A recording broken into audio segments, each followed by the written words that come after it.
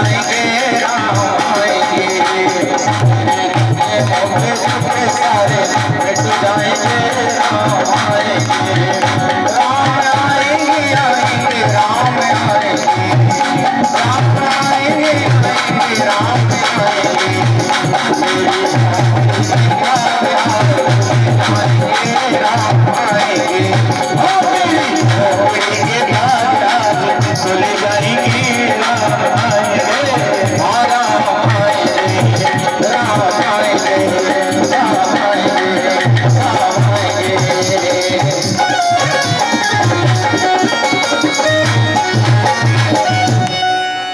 रामचंद्र भगवान की जय हो।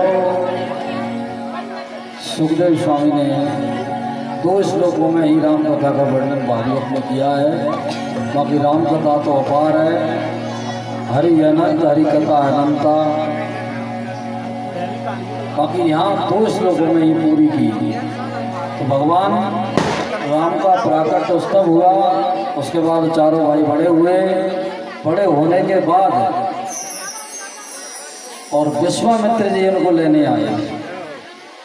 तो विश्वामित्र जी जब लेने आए तो राजा दशरथ जी को बड़ी चिंता हुई। चिंतित हुए, क्यों हुए चिंतित? कि विश्वामित्री 2 बार ही आए थे। एक बार आए थे हरिश्चंद्र के समय पर और अब आए रामचंद्र के समय पर। तो जब भी इनके वंश में चंद्र नाम के जो राजा हुए हैं या कोई भी हुआ है, रामचंद्र हुए हैं, पहले हरिश्चंद्र हुए थे। तो हरिश्चंद्र के समय भी विश्वामित्र जी आए थे। तो देख लो क्या हिसाब बना था। इसलिए महाराज दशरथ घबरा गए कि अब फिर विश्वामित्र जी आए और हमारे घर में आए रामचंद्र जी।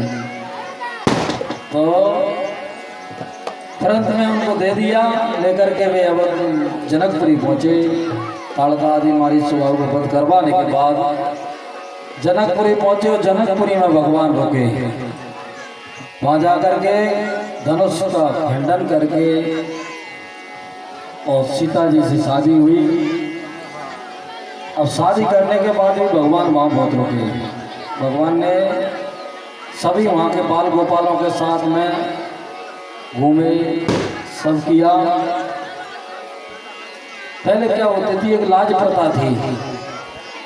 तो लाज प्रथा में चरित्र तो उनके एक से एक है चिपक में। तो लाज प्रथा में कुछ महिलाएं जो अपने घर से और भगवान राम का दर्शन करने नहीं पहुंच पाए।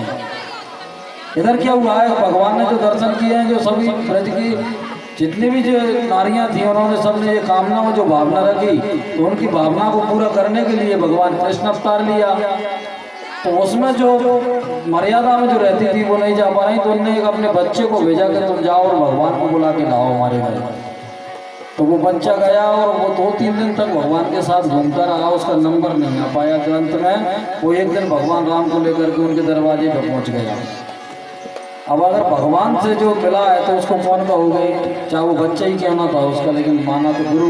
जब उसने भगवान के दर्शन किए तो उसके खुद के ही बच्चे को देख करके और उसने पहले जो सोचा कि ले माँ आज मैं लेके ही आ गया भगवान को।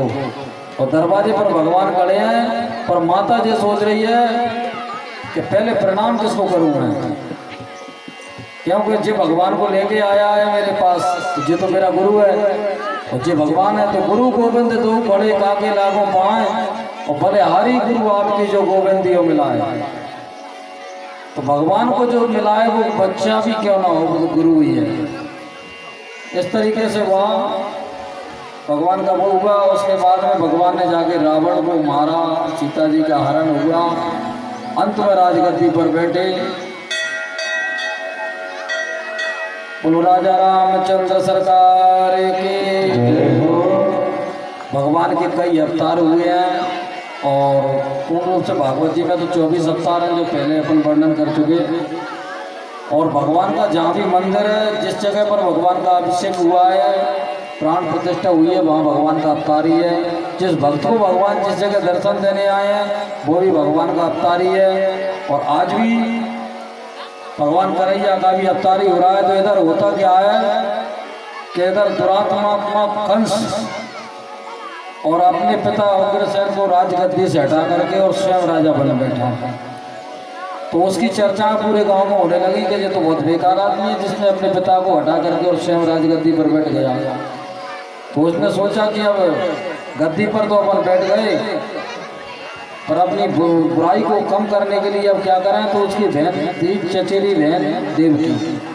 तो बोला कि इसकी मुझे शादी करनी है, तो इसमें हो सकता है कि अपना थोड़ा बहुत नाम बन जाए। तो उसने देवकी की शादी करने का निश्चय लिया। तो देवकी की जब शादी कर रहा था तो गांव में, नगर में चर्चा होने लगी। बोले कि महाराज तो ठीक है, देखो अपनी चचेरी बहन की भी शादी कितने हर्षोल्लास के साथ कर रहे हैं, पूरे नगर को सजा रहे हैं।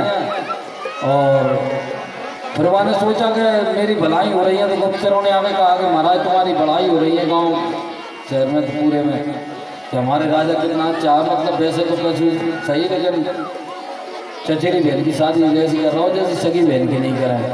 तो उसने सोचा और ज़्यादा माहौल बनाने के लिए और क्या किया जाए। तो उसने सोचा कि अब पिता स्वयं मैं ही करूँगा अपनी बहन की। तो देवकी की पिता करने के लिए और स्वयं उसकी रथ की वो डोरी को हाँकने लगा कंस। तो नगर में चर्चाएं बढ़ गई कि महाराज कितने अच्छे हैं, ऊपर से देखने में नारियल की तरह कठोर लगते हैं, पर अंदर से तो बिल्कुल चिटक की तरह ही है। और ऐसी चर्चाएं होने लगी तो देवता इधर घबरा गए। देवता ने सोचा कि अगर ऐसे ही नाटक करता रहा तो ये जनता सब जागी हो जाएगी और अत्याचार ये कर नहीं पाएगा, भगवान का प्राकट हो नहीं पाएगा। तो देवताओं ने घबरा करके आकाशवाणी कर दी कि हे मूर्ख कंस, तू जिस देवकी को अपनी बहन को विदा करने जा रहा है, इसका 8 बलाल तेरा बनेगा काल। तो इतनी आकाशवाणी सुनकर के उसने खींच ली तलवार। बोले कि न रहेगा बांस न बजेगी बांसुरी।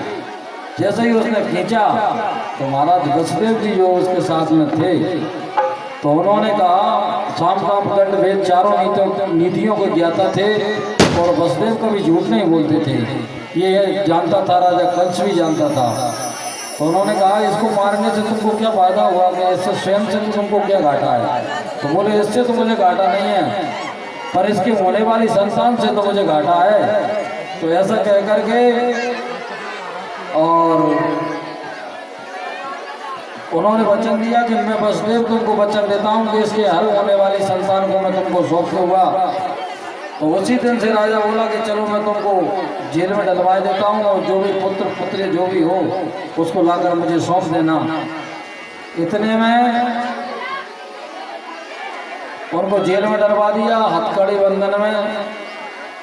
अब एक पुत्र का जन्म हुआ तो महाराज वसुदेव जी उसको लेकर के पहुंचे कि जी एक पुत्र हुआ है। तो कंस ने उस नन्हे से बच्चे को देख करके और उसको दया आ गई। उसने कहा कि इससे मेरा क्या डर है, मेरा काल तो 8 बलाल है देवकी का, तो इससे मुझे क्या भय है। बोले इसको ले जाओ, इस बच्चे को मैं नहीं मारता हूँ। और उसने वसुदेव जी को वापस दे दिया। जब वसुदेव जी को वापस दे दिया तो इधर नारद जी को पता लगा। तो देवऋषि नारद जी वहाँ पधारे और आकर के उन्होंने कहा कि ये तो बहुत दयावान हो गया, अगर ऐसे करता रहा तो ये कौन मर रहा है, तो इस पर जल्दी बात करवाओ जिससे भगवान का प्राकट्य होगा। और इधर क्या होता है कि आकर के और उन्होंने भाजपा का चुनाव चिन्ह ला के और राजा कंस को दे दिया। बोले महाराज जी क्या है। तो कंस ने कहा ये तो कमल है। तो बोले कमल नहीं है केवल ये, इसकी पंखड़ी गिनो। तो बोले 8 पंखड़ी है, इसमें कौन सी बड़ी बात है, 1 2 3 4 5 6 7 8। तो उन्होंने कहा कि अब यहाँ से गिनो, फिर 20 से गिनो, फिर अंत से गिनो, सब तरफ से गिनी तो वो 8 ही हो रही है। अच्छा गुरुदेव, अब मैं समझ गया तुम्हारे कहने का तात्पर्य क्या है, कि पहला भी 8 हो सकता है और लास्ट का भी 8 और बीच का भी 8, कोई सा भी 8 हो सकता है। ये देवता है, इनकी चाल तो पकड़ नहीं पाओगे, 8 कोई सा भी हो सकता है तुम्हारा काल। तो उसने तुरंत उस बालक को मंगवाया और मारा। ऐसे कर करके एक 6 बालकों को कंस ने मार दिया। 7वें गर्भ में स्वयं जगदाधार, ये पृथ्वी को धारण करने वाले स्वयं भगवान बलराम के रूप में प्रकट होकर के शेष नाग जी आए, जो स्वयं बलराम के रूप में। और उसके बाद में अष्टम में ठाकुर जी स्वयं आकर के प्रकट हुए, दर्शन दिया। दर्शन देने के बाद में उन्होंने सोचा कि अब यहाँ रोने से तो काम चलेगा नहीं। राम अवतार में तो भगवान बहुत रोए थे।